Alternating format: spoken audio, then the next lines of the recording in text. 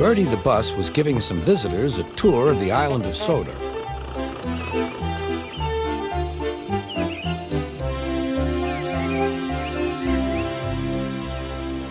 It was their last afternoon, and Edward was preparing to take them to meet Bill and Ben. He found it hard to start the heavy train. Did you see him straining? Asked Henry. Positively painful, Remarked James. Just pathetic. Grunted Gordon. He should give up and be preserved before it's too late. Shut up, burst out Duck. You're all jealous. Edward's better than any of you. You're right, Duck, said Boko. Edward's old, but he'll surprise us all. I've done it. We're off. I've done it. We're off, said Edward as he finally puffed out of the station.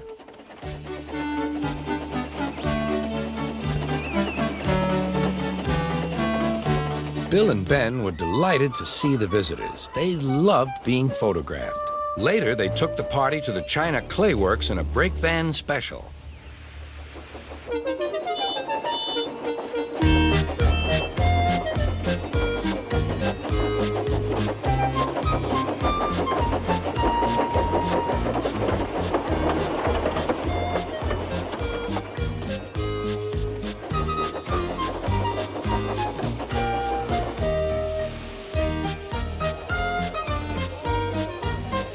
Everyone had a splendid time, and the visitors were most impressed.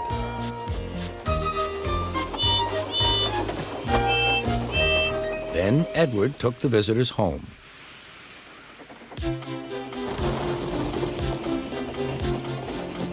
On the way, the weather changed. Wind and rain buffeted Edward. His sanding gear failed, and his firemen rode in front, dropping sand on the rails by hand. Suddenly, Edward's wheels slipped fiercely, and with a shrieking crack, something broke. The crew inspected the damage. Repairs took some time. One of your crank pins broke, Edward, said his driver. We've taken your side rods off. Now you're like an old-fashioned engine. Can you get these people home? They must start back tonight. I'll try, sir, promised Edward. Edward puffed and pulled his hardest, but his wheels kept slipping and he could not start the heavy train. The passengers were anxious. The driver, fireman, and conductor went along the train, making adjustments between the coaches. We've loosened the couplings, Edward. Now you can pick up your coaches one by one, just as you do with freight cars. That'll be much easier, said Edward.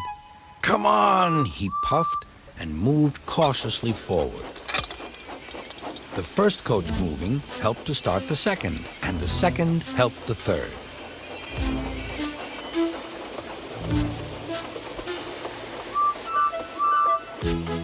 I've done it! I've done it! Puffed Edward. Steady, boy, warned his driver. Well done, boy! You've got them! You've got them! And he listened happily to Edward's steady beat as he forged slowly but surely ahead. At last, battered, weary, but unbeaten, Edward steamed in. Henry was waiting for the visitors with the special train. Beep, beep!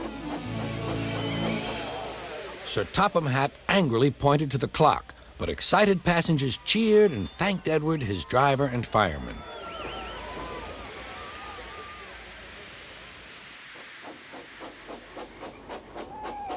Duck and Boko saw to it that Edward was left in peace. Gordon and James remained respectfully silent.